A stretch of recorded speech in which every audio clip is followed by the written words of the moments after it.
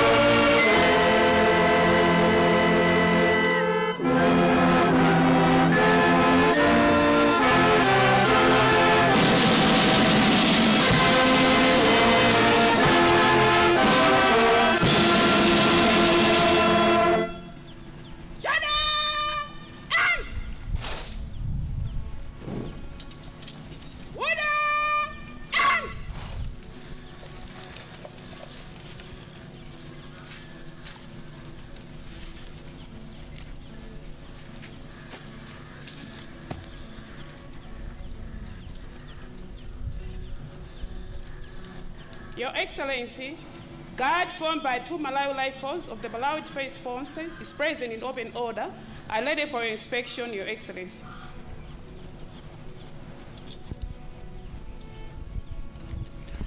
Tamva pamenepo Major Revocata Charles kupempha mtsogoleri wa dziko la Mozambique kuti aendere perete ndipo mtsogoleri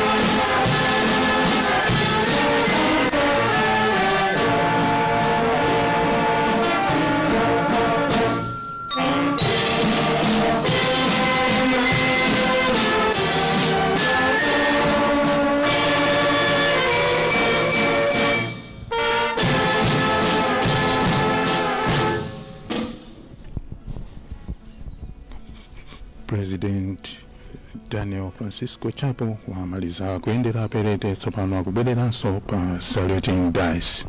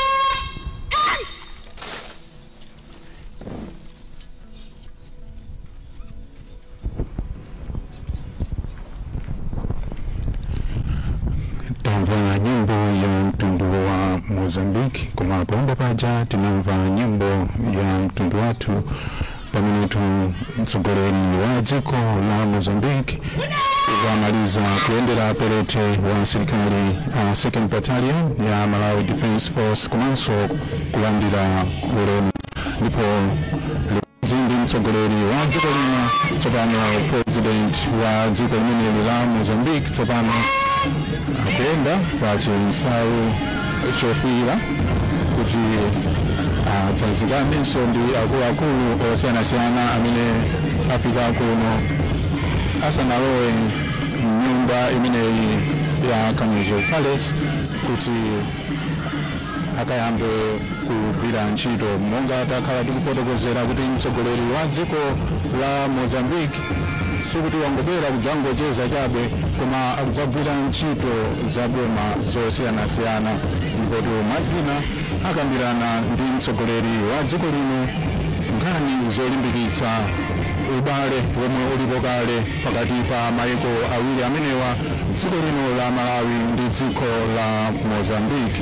Komanso monga tikudziwa mtsogoleri wa dziko limene la Mozambique Daniel Chapo angosankhidwa chaposachedwa pa udindo umenewu, ndipo aka ndikoyamba kuti abwere kuno ku Malawi ali mtsogoleri wa dziko limeneli la Mozambique. Nakamba kuti yayi kuno kwafikanso magule osiyanasiyana pano mtsogoleri wa dziko la Mozambique kuona ndithu gule wa Mganda, komanso pali a National Dance Troupe amene amavina magule osiyanasiyana nawonso aliko kuno ndithu kusangalatsa mtsogoleri amene wa dziko la Mozambique kuti ayi a president takulandirani kuno ku Malawi. Ku Malawi kuno tili ndi chikhalidwe mazina, tili magule osiyanasiyana ngati amenewa. Ndiye pompano ndili ndi mtolankhani wathu amene ndi Chipiriro Mtumodzi chipi mtsogoleri wa dziko la Mozambique wafika mdziko muno tangokambapo zina za ubale umene ulipo pakati pa dziko lino ndi dziko la Mozambique pa ntchito zosiyanasiyana. Ubale wa dziko la Malawi ndi la Mozambique ndi waukulu.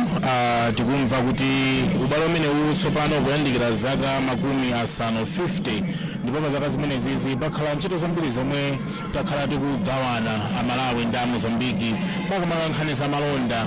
Dziko la Malawi limadalira dziko la Mozambique kwambiri chifukwa kumene kuja kumene doko lawo lomwe lili ku Beira komanso ku Nakala kuli